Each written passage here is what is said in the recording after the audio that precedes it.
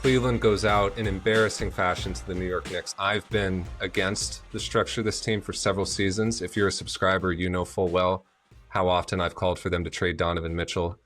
Cleveland has been going about this in a very old-fashioned way, talent maximization.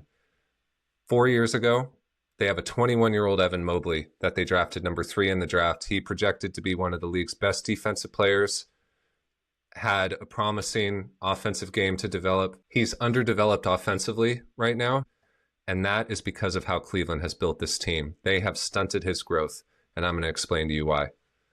It all started with acquiring Donovan Mitchell. This is a 25-year-old all-star player who's available. We have the assets to acquire him. This league is about talent. Let's go get him.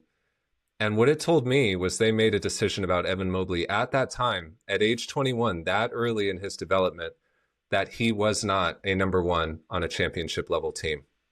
They did not give Mobley the room to breathe to show them if he was a number 1 on a championship level team.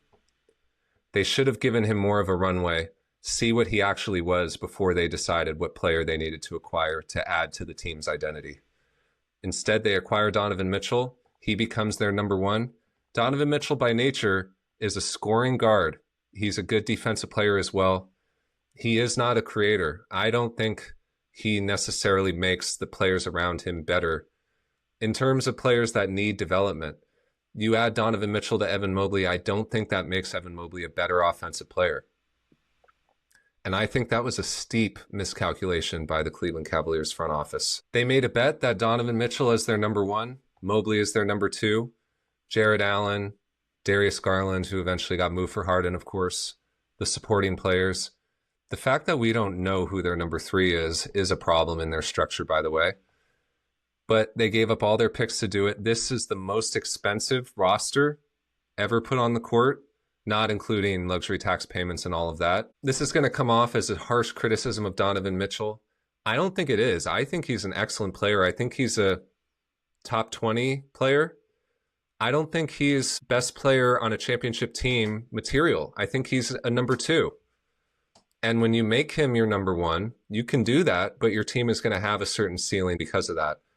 And the reason I criticize Cleveland is they saw that. They had the data from Utah that that's what a team led by him looked like. They made the bet that putting a more talented supporting cast around him, and that's, again, that those Utah teams were good. They saw those Donovan Mitchell-led Utah teams continue to top out at the second round, and they acquired him anyway, expecting their result to be different. So they go out to acquire Mitchell 4 years ago. They give up 3 first-rounders and 2 swaps, Lauri Markkanen, Colin Sexton.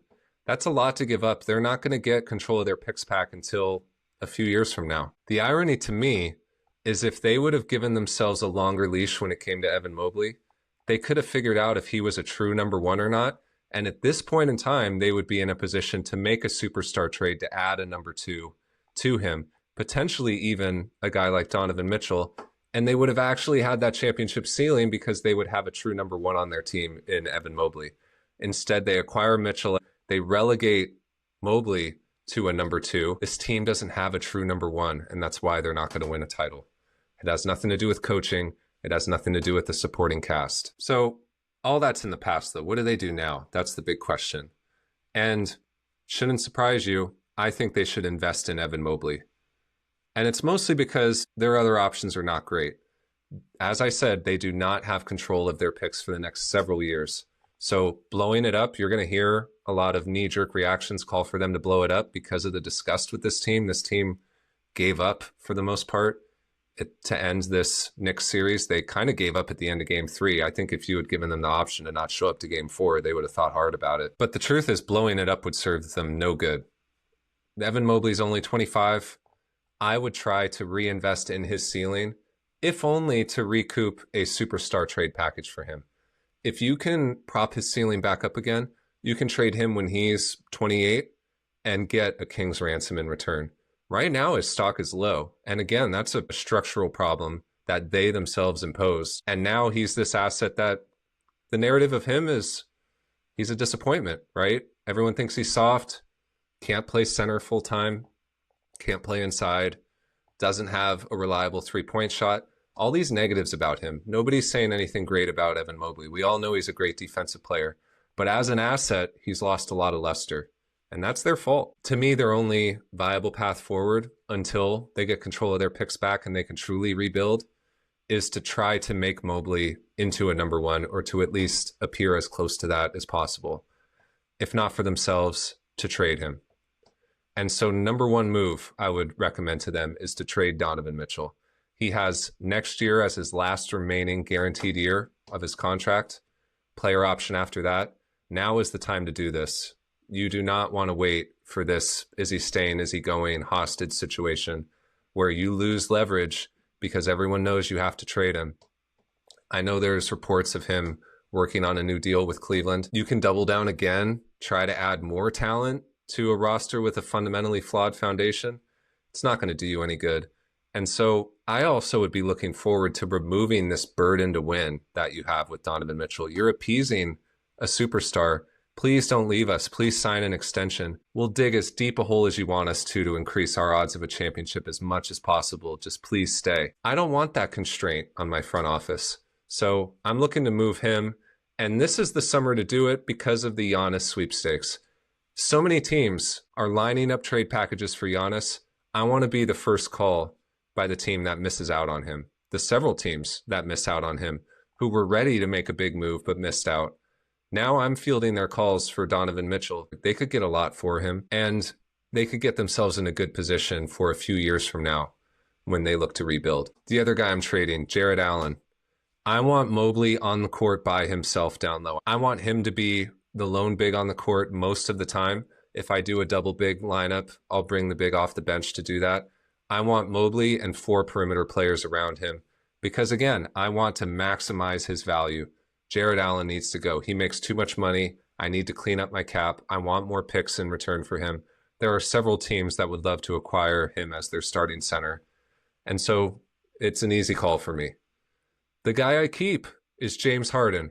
37-year-old James Harden is getting a 3-year extension from me because I want to have an honest conversation with him and say, how many teams out there are championship contenders that want to pay you for the next several seasons? Maybe Minnesota, but probably not. I'll keep you paid. Your job here is to maximize Evan Mobley. James Harden is very good at that. You can criticize him for a lot of things. He makes the centers that play with him look fantastic. We saw that with Clint Capella. We saw it with Joel Embiid. We saw it with Zubats. This is what we're doing if we're Cleveland. We're putting Evan Mobley in the James Harden laboratory and trying to prop up Evan Mobley's value. Let's get him an all-NBA team. Before it's too late, I want to find out what Evan Mobley is, and we need to clear out roster clutter in order to do that. I would be running Harden, Mobley pick and rolls all day, every day, just propping up that value. Those 3 moves combined, restock your trade assets, clear the clutter for Mobley, and make Mobley look as good as possible. If he's a number 1 in a couple of seasons and he really pops and looks great, we've got some assets to make some win now moves if we want. The more likely outcome, he reestablishes this perceived value from all the other teams who right now are looking at him as a disappointment. Suddenly he's not a disappointment anymore. That's when I look to move him, when his stock is back up again. Which, by the way, should be coinciding a few years down the line with when I get control of my picks back again. I'm content with being a play-in team until then. What does it matter? You're not winning the championship these next couple years anyway. Will Cleveland actually do that? No. They're going to invest further in this team. They're still going to be expensive. They're going to find ways to add talent here and there. They're not going to take a step backward talent-wise. They're going to see their best option as making Donovan Mitchell as happy as possible and just keep banging their heads against the wall thinking that they can come up with a championship team with this roster as constructed. We'll see what they do, but to me, they are structurally unsound, missing a number 1, and so the odds of them winning a title are very low. We're still arguing about Evan Mobley's value here a few years after he was seen with enormous upside. That is Cleveland's problem that they caused.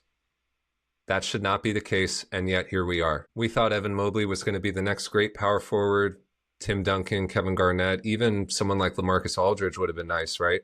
He is not close to any of those players offensively. Rebuilding his value is the best path forward for Cleveland for the next several years, not chasing a championship that they are very unlikely to get.